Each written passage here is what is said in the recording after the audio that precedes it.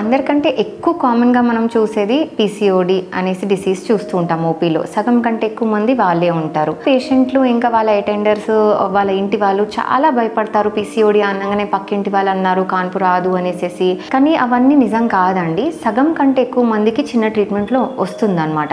కాకపోతే most of దెమ్కి ఓపిక ఉండదు. అందరికీ ఒకటే నెలలో కాన్పులు కావాలి, లేకపోతే 2వ నెలకి కాన్పులు కావాలి.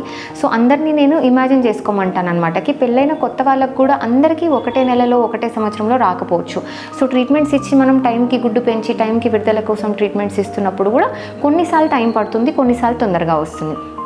స్టడీస్ ప్రకారం కూడా 6 to 9 months చూడాలి.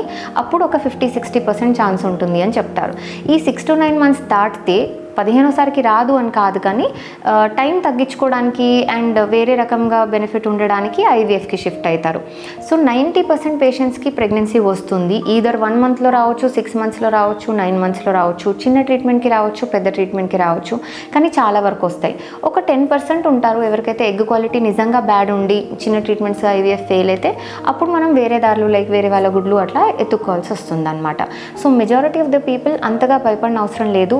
ఫస్ట్ అయితే మెల్లగా ప్రశాంతంగా ట్రీట్మెంట్ తీసుకోండి. ఎస్పెషలీ మీ ఏజ్ ప్లస్ మీ రిజర్వ్, అంటే మీ గుడ్ల సంఖ్య బాగానే ఉన్నా, మీ వయసు బాగానే ఉన్నా కొంచెం నెమ్మదిగా ట్రీట్మెంట్ తీసుకోండి.